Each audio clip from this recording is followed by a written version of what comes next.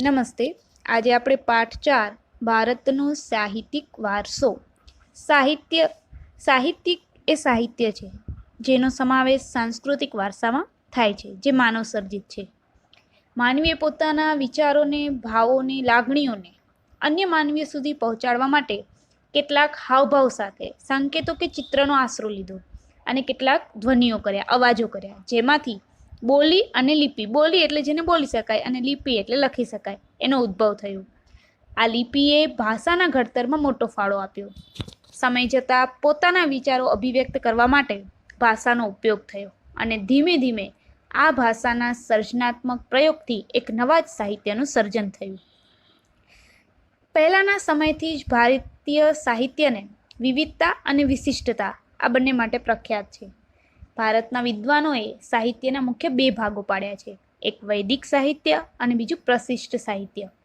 કેટલાક સાહિત્યો એવા છે જે લોકભાષામાં એટલે કે લોક બોલીઓમાં રચાયેલા છે. હવે આપણે વાત કરીએ ભાષા અને સાહિત્યની. આમ તો ભાષા અને બોલી, ભાષાને લખી શકાય છે જ્યારે બોલીને લખી શકાતી નથી. ભારતના ઇતિહાસમાં નજર કરીએ તો પહેલાના સમયથી જ ભાષાનો ઉદ્ભવ થયેલો જોવા મળે છે. આ ભાષાઓએ એકબીજા ઉપર અસર કરી અને પોતાનો પ્રભાવ પાડ્યો અને એમાંથી એક નવા જ સાહિત્યમાં પરિવર્તન આવ્યું. પરિણામે નવી નવી ભાષાઓ આવી અને નવા નવા સાહિત્યનું સર્જન થયું. એના માટેનું એક શ્રેષ્ઠ ઉદાહરણ છે સંસ્કૃત ભાષા. વર્તમાન સમયમાં પણ સંસ્કૃત ભાષાનો ઉપયોગ ઓછો છે, પરંતુ ધાર્મિક કાર્યોમાં અને પૂજાઓની વિધિઓમાં સૌથી પહેલાં તો સંસ્કૃત ભાષાનો જ ઉપયોગ થાય છે. સામાન્ય રીતે માનવી માટે અભિવ્યક્તિ કરવાની, કોઈની સામે બોલવાની અને એ ઝીલવાની ઉત્તમ તક એક ભાષા જ પૂરી પાડે છે.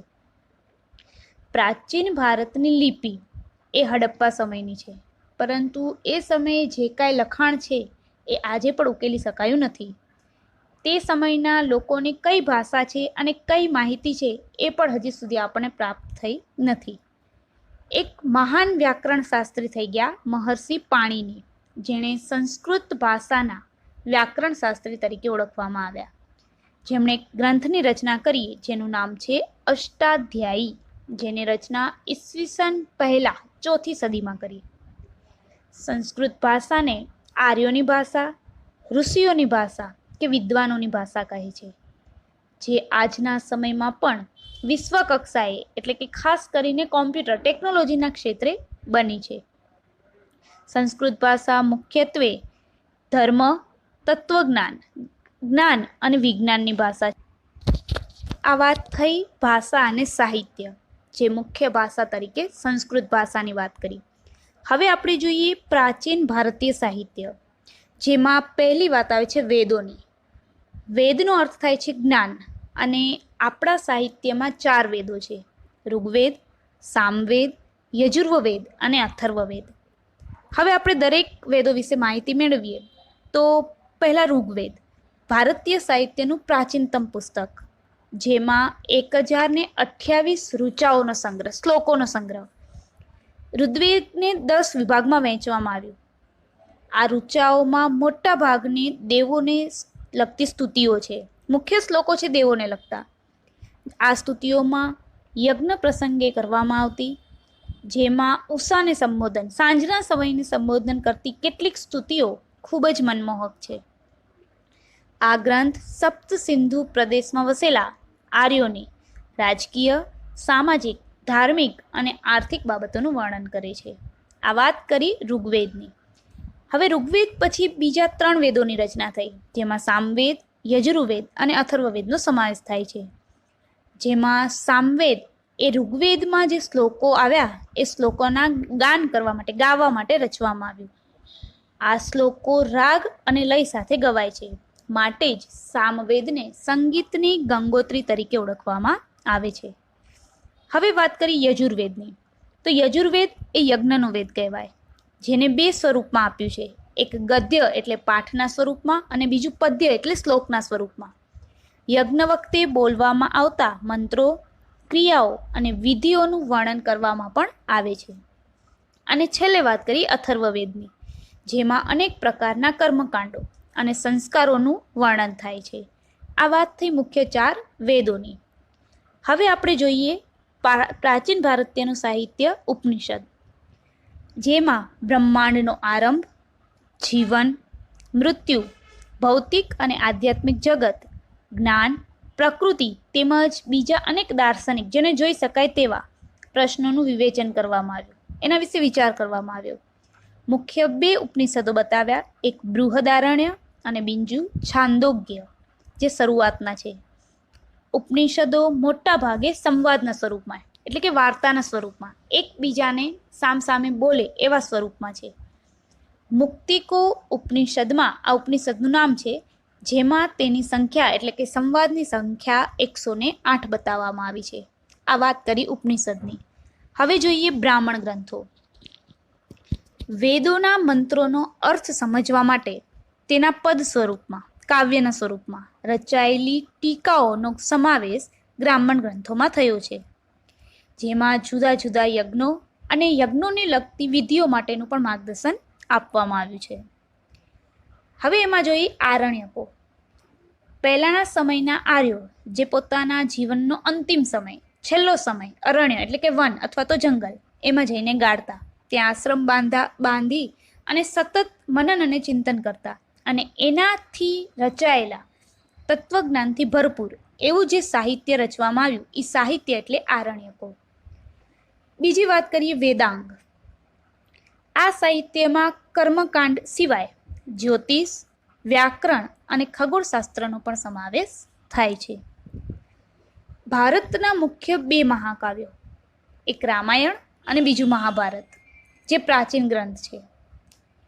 મહાકાવ્યોનું વર્તમાન સ્વરૂપ, હાલનું જે સ્વરૂપ છે એ ઈસવીસનની 2જી સદીમાં મળ્યું છે, જેમાં રામાયણમાં મુખ્યત્વે આપણે સૌ જાણીએ છીએ કે અયોધ્યાના રાજવી રામચંદ્રની કથા છે. આ મહાકાવ્ય મહાભારત કરતાં ઘણું નાનું છે, જેમાં અનેક ઘટનાઓ અને સાહસોનું વર્ણન છે. મહાભારતમાં લગભગ 1 લાખ શ્લોકોનું વર્ણન છે. તેથી એ વિશ્વનો સૌથી મોટો કાવ્ય ગ્રંથ છે, જેનો મુખ્ય વિષય કૌરવો અને પાંડવો બંને વચ્ચે થયેલા યુદ્ધનો છે.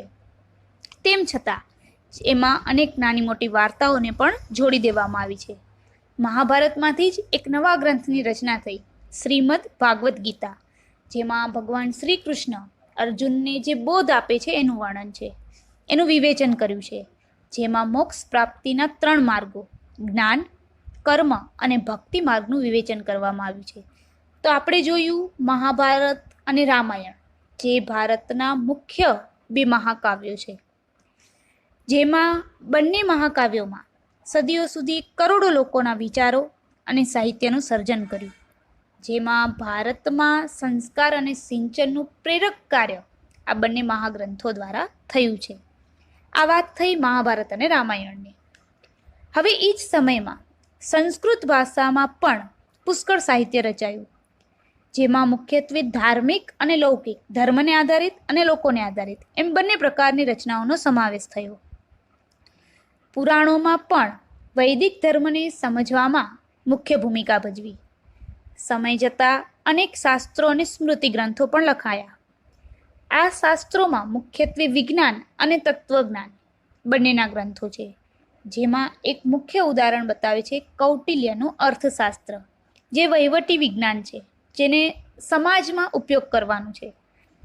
વિવિધ કક્ષાના ગણિત અને અન્ય વિજ્ઞાન સંબંધિત શાસ્ત્ર ગ્રંથો પણ લખાણા. સ્મૃતિ ગ્રંથોમાં પણ ધર્મ દ્વારા પોતાના કર્તવ્યો, રીતિરિવાજો અને નિયમો આપવામાં આવ્યા. આ બધું જ સાહિત્ય મુખ્ય ભાષા સંસ્કૃતમાં રચાયું. ત્યાર પછીનું પ્રારંભિક સાહિત્ય બૌદ્ધ ધર્મનું, જે પાલી ભાષામાં, ખાસ ધ્યાન રાખશો, બૌદ્ધ સાહિત્ય પાલી ભાષામાં લખાયું. આ સાહિત્યને મુખ્ય 3 વિભાગોમાં વહેંચ્યું, એટલે એને ત્રિપિટક તરીકે પણ ઓળખવામાં આવ્યું, જેમાં પહેલો વિભાગ સૂત એટલે કે સૂત્રપિટક, બીજું વિનય પિટક અને ત્રીજું અભિધમ પિટક. તેથી આખો ગ્રંથ ત્રિપિટક એવા નામે ઓળખાયો. એ સિવાય બૌદ્ધ સાહિત્યમાં અન્ય ગ્રંથો પણ લખાયા એવું કહેવાય છે. જ્યારે ગુપ્ત યુગ સંસ્કૃતને કાવ્ય અને નાટકના વિકાસનો સુવર્ણ યુગ પણ કહેવાય છે. એ સમયમાં મહાન લેખકો જેમાં કાલિદાસ, ભવભૂતિ, ભારવી, ભર્તુહરિ, બાણભટ્ટ, માઘ વગેરેનો સમાવેશ થાય છે.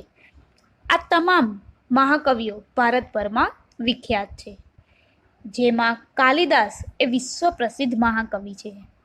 તેમણે પોતાની ઉત્તમ કાવ્યકલા અને ઉત્કૃષ્ટ નાટ્ય શૈલી, જેમાં કુમાર સંભવ, રઘુવંશ, મેઘદૂત, ઋતુસંહાર અને અભિજ્ઞાન શાકુંતલમ, આ બધા જ ગ્રંથો કાલિદાસ રચિત છે. એ સિવાય બાણભટ્ટ દ્વારા હર્ષચરિત, જેમાં સમ્રાટ હર્ષવર્ધનનું જીવન ચરિત્ર છે. બાણે લખેલું કાદંબરી, એ સમયના અન્ય ગ્રંથો પણ, જેમાં ભવભૂતિએ લખેલું ઉત્તરામચરિત, ભારવીએ લખેલું કિરાતાર્જુન્યમ, વિશાખા દત્તનું મુદ્રા રાક્ષસ, શુદ્રકનો મૃચ્છકટિકમ અને દંડીનું 10 કુમાર ચરિત વગેરેનો સમાવેશ થાય છે. આ ગ્રંથોના મુખ્ય વિષયો રાજકીય ઘટનાઓ, પ્રણય પ્રસંગો, રૂપકો, હાસ્ય પ્રસંગો અને તત્વજ્ઞાન છે, જેના દ્વારા એ બધી જ માહિતી માનવીઓ સુધી પહોંચાડે છે. આ વાત થઈ બૌદ્ધ સાહિત્યની.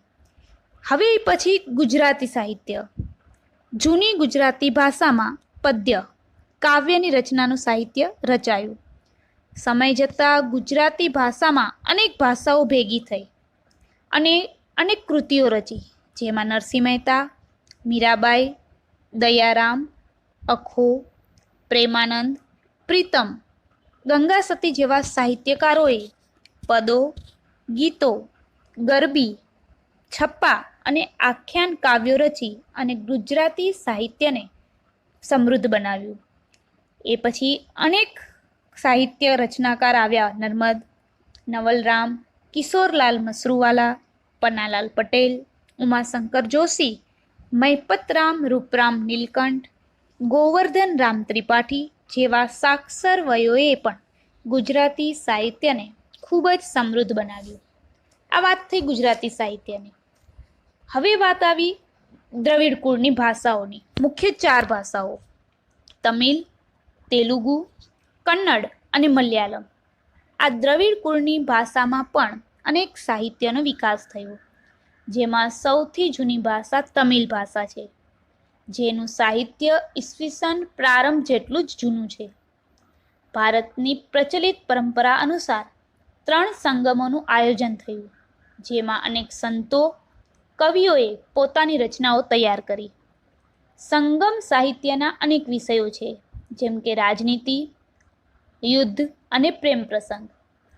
આ સાહિત્યનો એટલે કે દ્રવિડ ભાષાની 4 ભાષામાં મુખ્ય એક ભાષા તમિલ, એનો પ્રસિદ્ધ ગ્રંથ એત્તુથુ કઈ આ તમિલ ભાષાનું છે, એટલે કે 8 કાવ્યોનું સંકલન.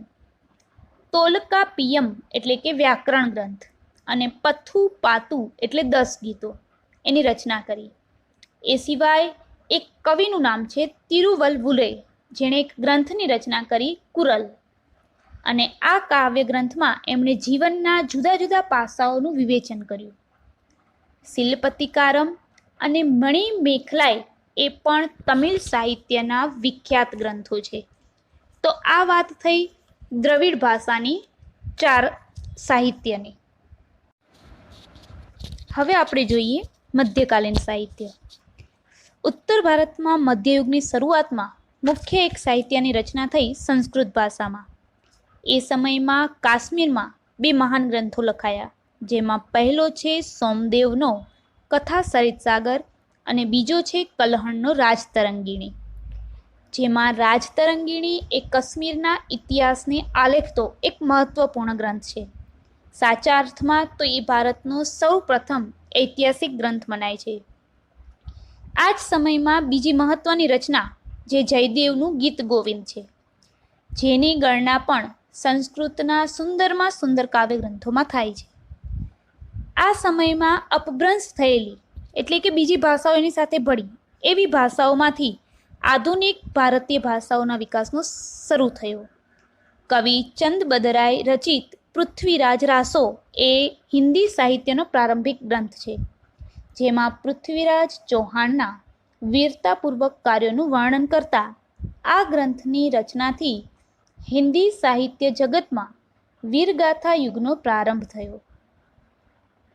ધીમે ધીમે દક્ષિણ ભારતમાં સંસ્કૃત સાહિત્યની મોટા પ્રમાણમાં રચના થઈ, જેમાં શંકરાચાર્યનું ભાષ્ય એ મુખ્ય છે.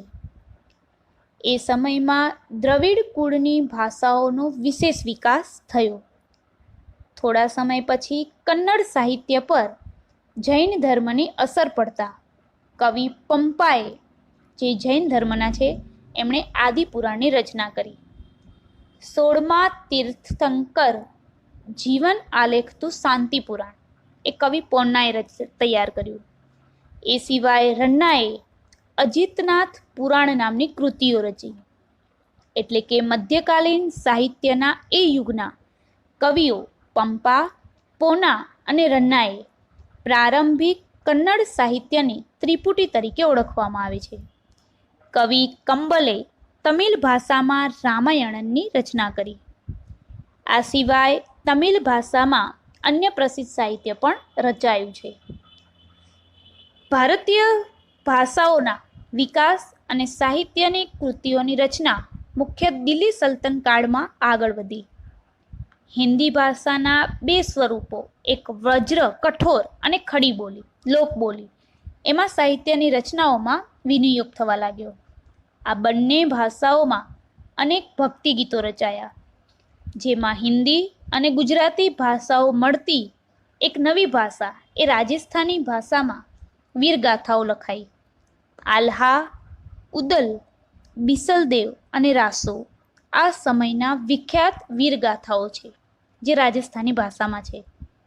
એ સિવાય અન્ય આધુનિક ભારતીય ભાષાઓમાં પણ સાહિત્ય રચવાનું શરૂ થયું. મુલ્લા દાઉદનો ગ્રંથ ચંદ્રાયન એ અવધી ભાષાનો સૌથી જૂનો ગ્રંથ મનાય છે. જો કે એ પછી અનેક ગ્રંથો પરના ભાષ્યો હજુ પણ સંસ્કૃત ભાષામાં રચાતા હતા. આ વાત થઈ દિલ્હી સલ્તનત કાળની. હવે ઉદ્ભવ થયો ફારસી ભાષાનો. એ પણ દિલ્હી સુલતાનોની રાજભાષા, જેમાં સાહિત્યની અસર રૂપે અનેક ફારસી શબ્દોનો સમાવેશ થાય છે.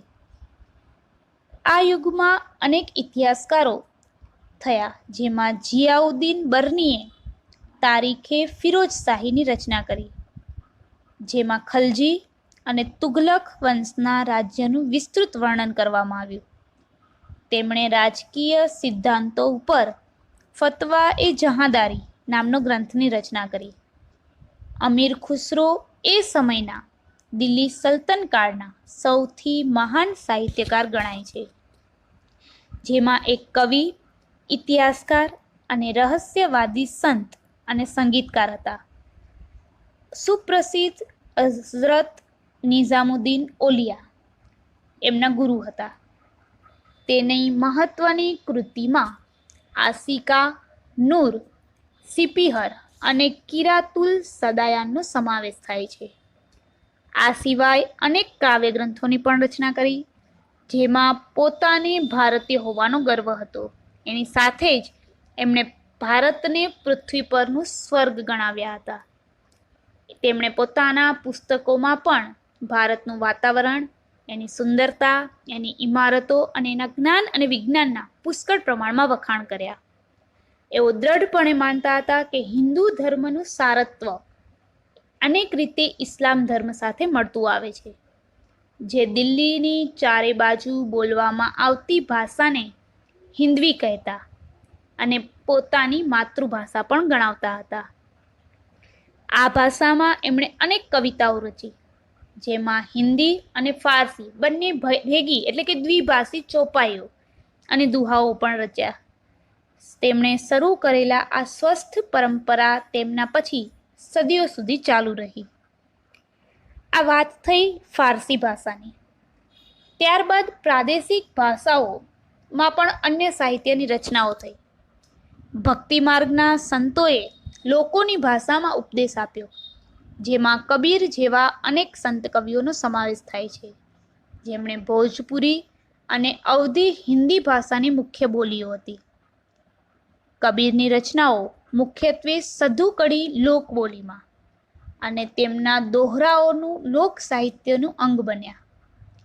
મલ્લિક મુહમ્મદ જાયસીએ અવધી ભાષામાં પદ્માવત નામનું મહાકાવ્ય લખ્યું. એ સિવાય તુલસીદાસનો પ્રસિદ્ધ ગ્રંથ એટલે કે રામચરિતમાનસ એ સમયમાં અવધી ભાષામાં લખાયો. આ યુગમાં અવધી ભાષાના બીજા કવિઓ પણ થઈ ગયા. આ મધ્યકાલીન સાહિત્યની વાત છે, જેમાં હિન્દી સિવાય બીજી ભાષામાં પણ સાહિત્ય રચાયું છે. બંગાળના સુલતાનોના આશરે રહીને કૃતિવાસે બંગાળીમાં રામાયણ, પ્રસિદ્ધ કવિ ચંડીદાસે સેંકડો ગીતો રચ્યા. બંગાળમાં સંત ચૈતન્યથી ભક્તિ ગીતો લખવાની પરંપરા શરૂ થઈ, જ્યારે નરસિંહ મહેતાએ ગુજરાતીમાં અને નામદેવ તથા એકનાથે મરાઠીમાં ભક્તિ ગીતો રચ્યા. જૈનુલબ્દીનના આશ્રયે કાશ્મીરમાં મહાભારત અને રાજ તરંગીણી એવા અનેક સંસ્કૃત ગ્રંથોનો ફારસી ભાષામાં અનુવાદ કર્યો. એ સમયમાં વિજયનગરના સમ્રાટોના શાસનકાળમાં સંસ્કૃતનો વિકાસ ચાલુ રહ્યો. આમ છતાં એ યુગમાં તેલુગુ સાહિત્યનો પણ વિકાસ થયો. વિજયનગરનો મહાન સમ્રાટ કૃષ્ણદેવરાયે તેલુગુ અને સંસ્કૃતના લેખક હતા, જેમણે આમુક્ત માલ્યદા એ ગ્રંથની રચના કરી. મુગલ શાસન દરમિયાન વાસ્તુકળા અને અન્ય કલાઓની સાથે સાહિત્યનો પણ વિકાસ થયો, જેમાં પ્રથમ મુગલ બાબરે તુર્કી ભાષામાં તુઝુકે બાબરી નામની આત્મકથા લખી, જેનું ફારસીમાં બાબરનામાના નામથી ભાષાંતર કરવામાં આવ્યું. ત્યારબાદ હુમાયુની બહેન ગુલબદન બેગમે પણ હુમાયુનામા એવું ગ્રંથ લખ્યું, જેમાં જહાંગીરે તુઝુકી જહાંગીરી નામની પોતાની આત્મકથા લખી. ઔરંગઝેબે પણ સિદ્ધ હસ્તલેખક હતો અને છેલ્લો મુગલ સમ્રાટ એ બહાદુર શાહ ઝફરે એક ઉર્દુ કવિ હતો. ત્યારબાદ તુલસીદાસ અને સૂરદાસ આ યુગના હિન્દી ભાષાના મહાન સાહિત્યકારો થઈ ગયા. કવિ કેશવદાસે પણ પ્રેમ અને વિરહના વિષયમાં સાહિત્યની રચના કરી. રહીમના દોહરા એ દેશના મોટા ભાગોમાં આજે પણ પ્રસિદ્ધ છે. આ સમયે મધ્યકાલીન સાહિત્યમાં ફારસી ભાષામાં પણ અનેક નોંધપાત્ર પુસ્તકો લખાયા, જેમાં અબુલ ફઝલે આઈને અકબરી અને અકબરનામા લખ્યું, જ્યારે આઈને અકબરીમાં તેમણે ભારતીય રીતિરિવાજો, શિષ્ટાચારો, ધર્મદર્શન, આર્થિક સ્થિતિ અને જીવનના લગભગ તમામ પાસાઓનું વિસ્તૃત વર્ણન કરવામાં આવ્યું. એક ઐતિહાસિક કૃતિ તરીકે એમણે આ ગ્રંથને ઘણો જ મૂલ્યવાન બનાવ્યો. અબુલ ફઝલનો ભાઈ ફૈઝી ફારસી ભાષાનો એક મહાન કવિ હતો, જેણે અનેક સંસ્કૃત ગ્રંથોના ફારસીમાં અનુવાદ કર્યા છે. અકબરે તો મહાભારત, રામાયણ, અથર્વવેદ, ભગવદ્ ગીતા અને પંચતંત્ર જેવા ગ્રંથોનો પણ અનુવાદ કરવા માટે એક અલગ ખાતાની સ્થાપના કરી હતી, જે અકબરના સમયમાં ઇતિહાસના ઘણા ગ્રંથો લખાયા છે.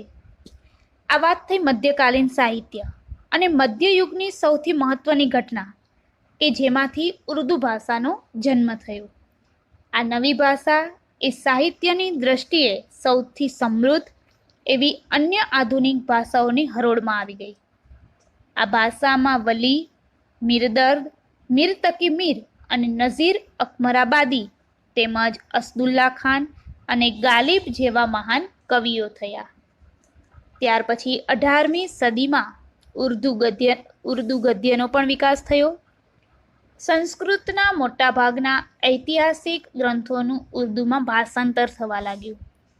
એ સિવાય ઉર્દુમાં અનેક મૌલિક ગદ્ય ગ્રંથો પણ તૈયાર થયા, જેમાં મુહમ્મદ હુસૈન આઝાદનો દરબારે અકબરી એ મહત્વનો ગ્રંથ છે.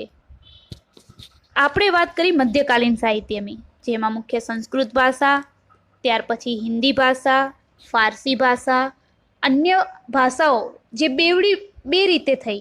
ત્યાર પછી સંસ્કૃત ભાષાના વિકાસની સાથે સાથે તેલુગુ ભાષા, તુલસીદાસ અને સૂરદાસની હિન્દી ભાષાના મહાન સાહિત્યકારો. ફારસી ભાષાની સાથે જ છેલ્લે આ મધ્યકાલીન સાહિત્યની મહત્વની ઘટના એટલે કે ઉર્દુ ભાષાનો ઉદ્ભવ એની માહિતી મેળવી. હવે પછીની માહિતી આપણે આવતા વિડીયોમાં મેળવીશું.